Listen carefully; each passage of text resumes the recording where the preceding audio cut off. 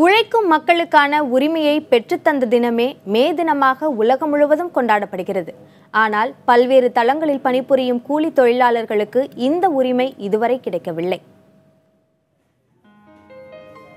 உழைக்கும் வர்க்கத்தினருக்கான வேலை நேரம் 8 மணி நேரமாக இருக்க வேண்டும் என்று போராடி பெற்ற உரிமையை கொண்டாடுவதுதான் மே தினம்.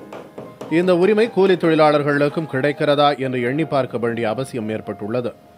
பட்டறை தொழிலாளர்கள், சுமை தூக்கும் தொழிலாளர்கள் உள்ளிட்ட பல்வேறு கூலி தொழிலாளர்களுக்கு இன்று வரை உரிமை மறுக்கப்படுகிறது. வரையறையற்ற வேலை நேரம், உறுதியற்ற பணி, பாதுகாப்பற்ற சூழல் ஆகியவற்றிற்கு மத்தியிலேயே இன்றும் இவர்கள் பணிபுரிந்து வருகின்றனர். எங்களுக்கு ரொம்ப கஷ்டமான வேலை தான். ஏன்னா நாங்கள் வெல்டிங் பண்ணுறது, சப்போஸ் டேங்கு பஸ்ட் ஆகலாம், அது பாதுகாப்பு இல்லை. எங்களுக்கு கேஸ் வச்சுக்கிறோம், எந்த நேரம் எப்படி ஆகும் நம்மள சொல்ல முடியாது. திடீர்னு சைடில் 10 வருஷம் இருக்கும், இந்த பக்கம் எரிஞ்சுட்டு இருக்கும்.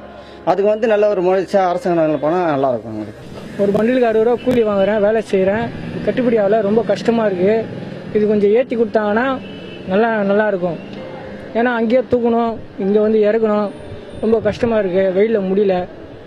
இது மாதிரி கூலி அடிப்படையில் கூலியில் சேல்டஸ்காரங்க பிடிக்கிறாங்க, ரொம்ப கஷ்டமாக இருக்குது. அதனால் வேலை பாதிக்கப்படுது.